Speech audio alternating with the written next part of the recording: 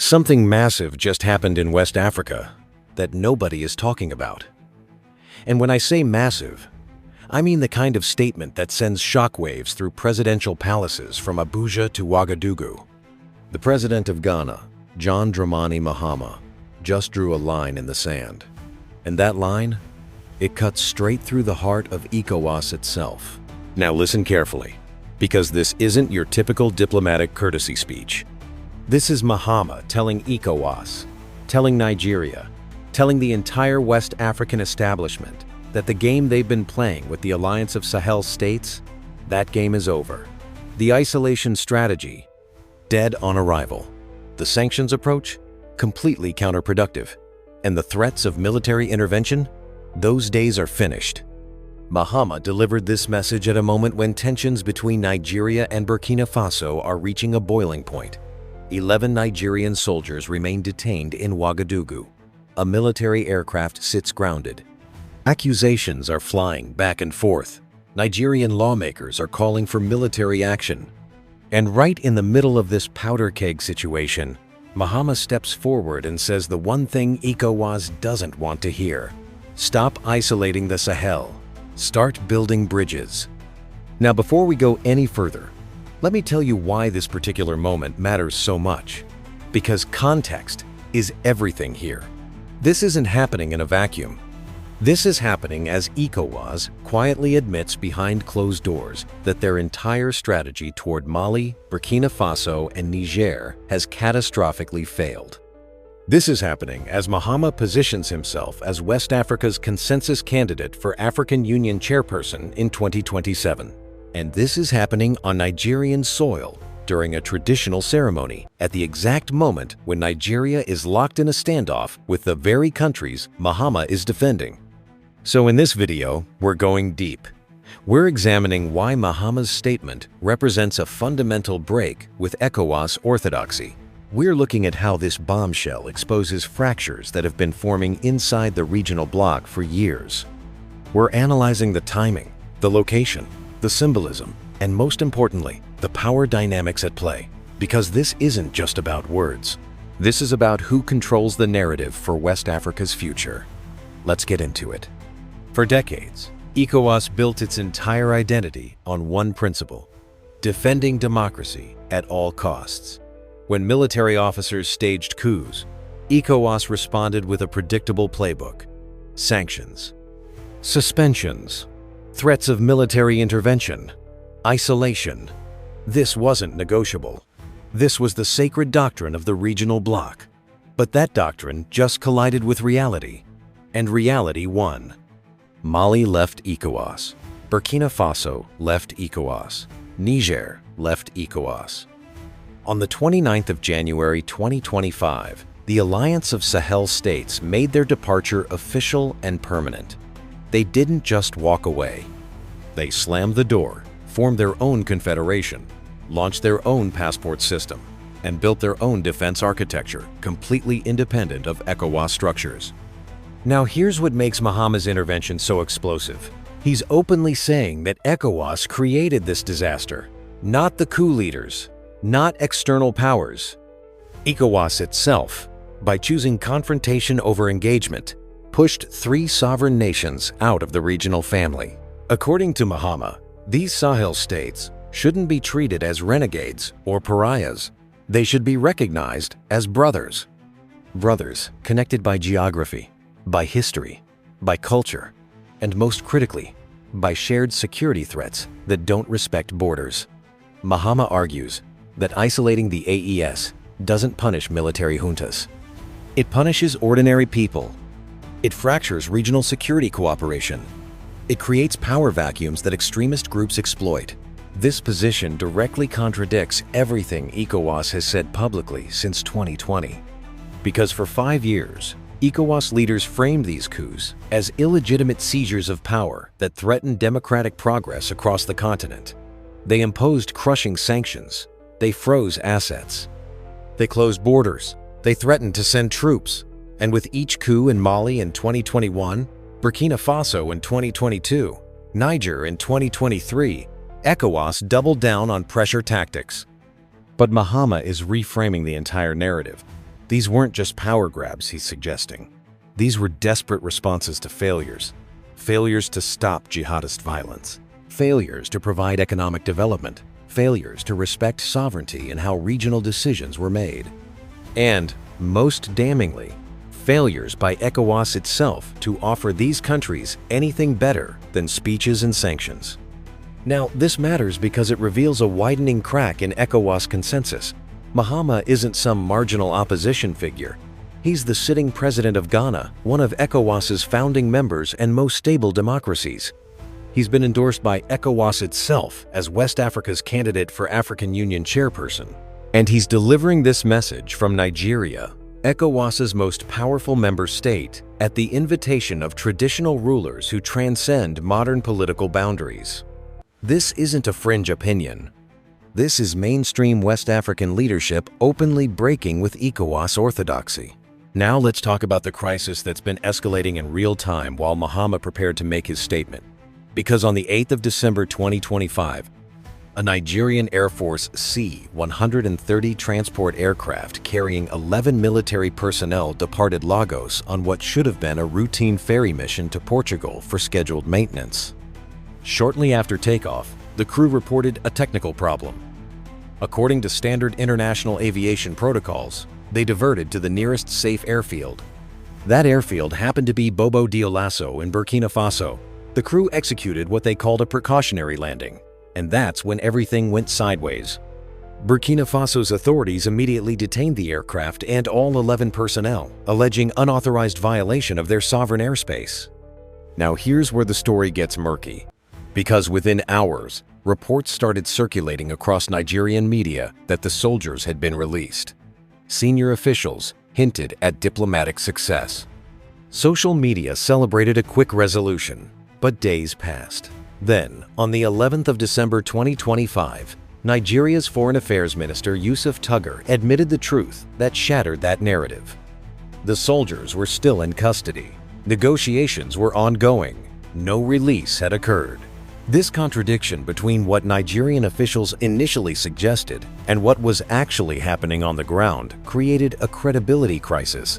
The Nigerian Air Force was forced to issue official denials, blaming social media speculation and fake news for the false reports. But the damage was done. Nigerian lawmakers began demanding military action. Former senators invoked historical precedents, like Israel's 1976 Entebbe raid. Public pressure mounted.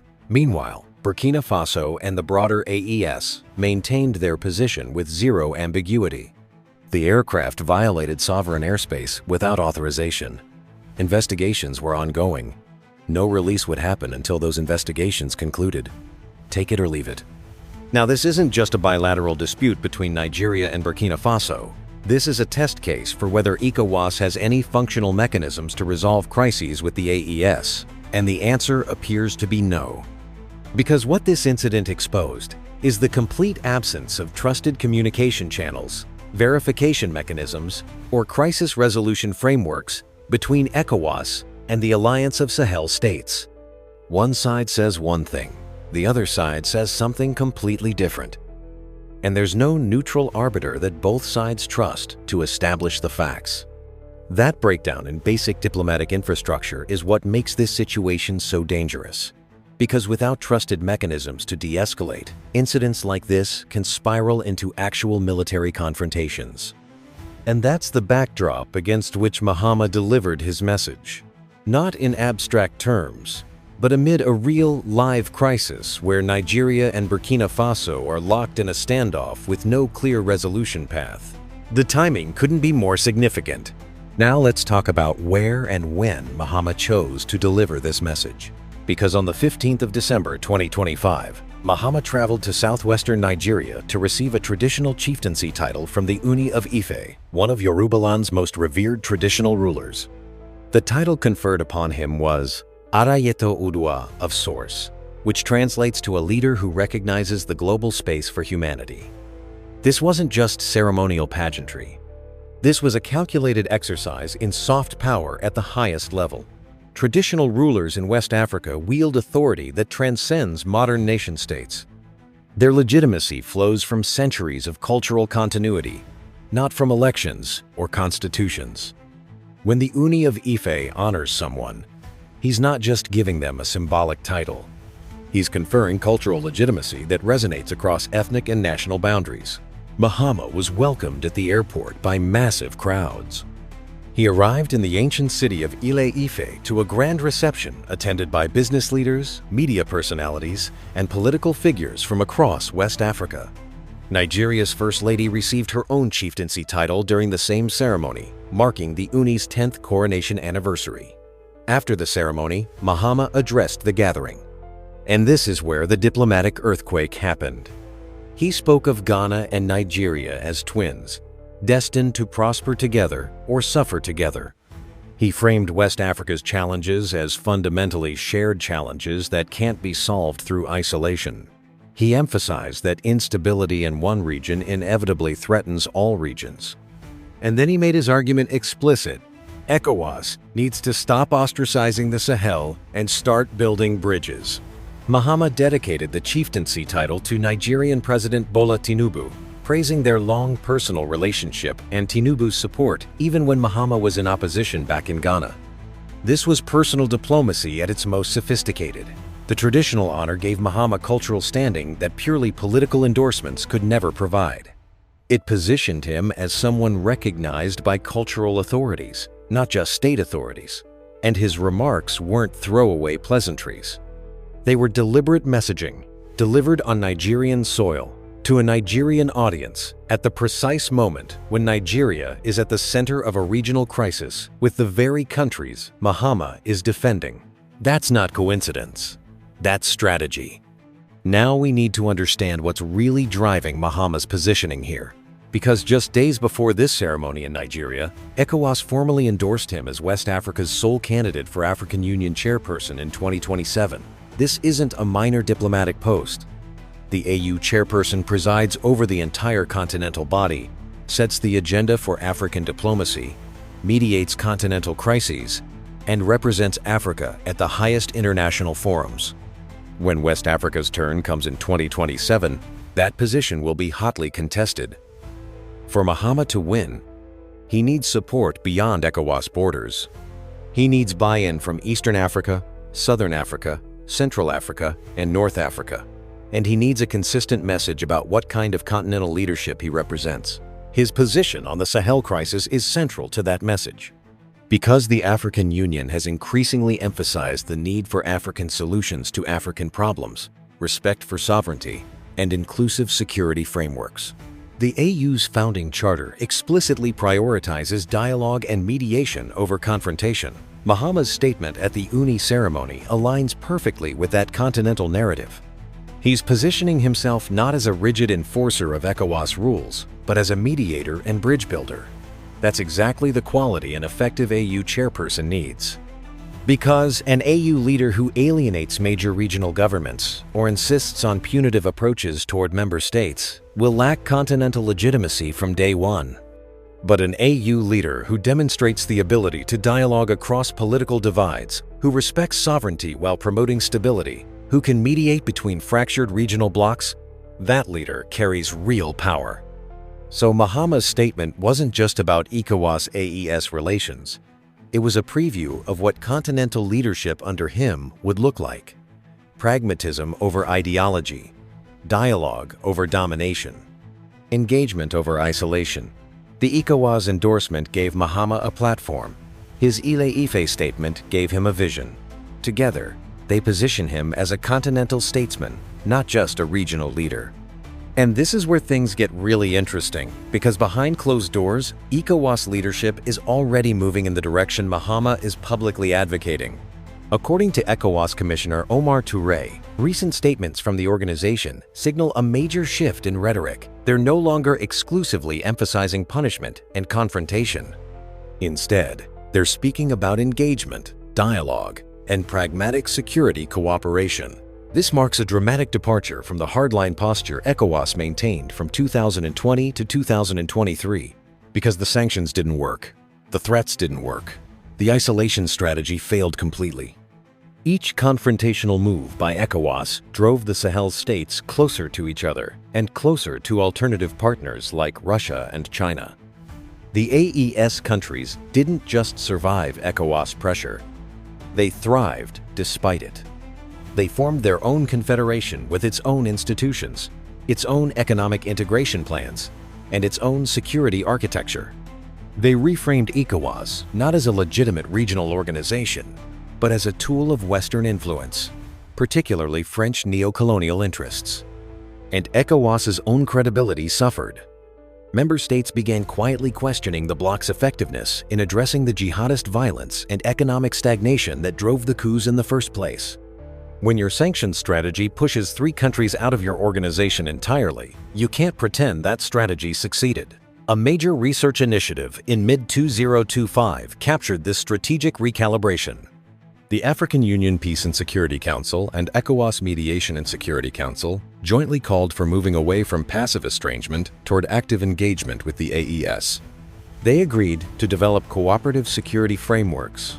They acknowledged that isolation had demonstrably failed. This represents a fundamental strategic reset. And Mahama's public statement at the UNI ceremony was designed to accelerate and legitimize that reset. He's saying out loud what ECOWAS officials are whispering in private.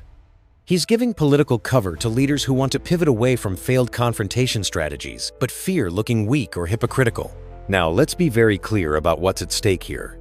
Because West Africa is standing at a crossroads, and the path chosen in the next 12 months will determine the trajectory of this region for decades. One path leads toward deeper fragmentation. ECOWAS and the AES remain locked in permanent confrontation. Regional security mechanisms continue breaking down. Terrorist groups exploit the divisions. Coastal West African states grow increasingly insecure as jihadist violence spreads southward. Economic integration collapses. The region splinters into competing blocs aligned with external powers, some with Russia, some with China, some with France and Western allies. That path leads to chaos, and everyone knows it. The other path, the one Mahama is advocating, leads toward pragmatic reconfiguration. ECOWAS accepts that the AES countries aren't coming back into the organization as currently structured, but dialogue continues. Security cooperation continues. Economic ties continue. The region functions on a hybrid model, ECOWAS for coastal states, AES for Sahel states, with bilateral mechanisms linking them on security, trade, and development. Neither path is guaranteed. Mahama isn't a savior figure who can single-handedly resolve West Africa's crises. He can't force Sahel military leaders to restore civilian rule. He can't force ECOWAS members to abandon their democratic principles. But he can reframe the debate. He can argue, as he did at the UNI Palace, that shared destiny matters more than governance models. He can position Ghana as the bridge between fractured worlds. And by speaking with continental authority, backed by his AU chairperson endorsement and his traditional cultural honors, he can influence how African leaders across the continent think about this crisis. How ECOWAS responds to Mahama's message will determine whether the next chapter is one of managed coexistence or accelerating conflict. The choice is no longer obvious. The old playbook is burning. And West Africa is watching to see who has the courage to write a new one. Now, this is a developing story, and we here at Frontline Africa will continue monitoring every development as this situation unfolds. Because things are moving fast. Things are accelerating in ways that nobody fully controls. There are active conversations happening right now, both within ECOWAS and within the AES, about what comes next. There are Nigerian lawmakers demanding military action to secure the release of those 11 detained soldiers. There are voices calling for measured diplomacy. And there are forces, both internal and external, that benefit from chaos and fragmentation. I want you to consider something carefully. What if these events aren't isolated? What if the detained aircraft incident, Mahama's statement, the ECOWAS recalibration, the French economic desperation, what if these are all connected pieces of a larger strategy unfolding in real time? I'm not saying there's some grand conspiracy, but I am saying that in geopolitics, timing matters, coordination matters. And when you look at France's collapsing position in West Africa, when you look at the desperation in Paris as they lose access to Sahel resources, when you look at the mounting pressure on Nigeria to take a harder line, These aren't random coincidences. Could there be coordinated efforts to create conditions for intervention? To restore the old order by force if diplomacy fails? These aren't wild imaginations.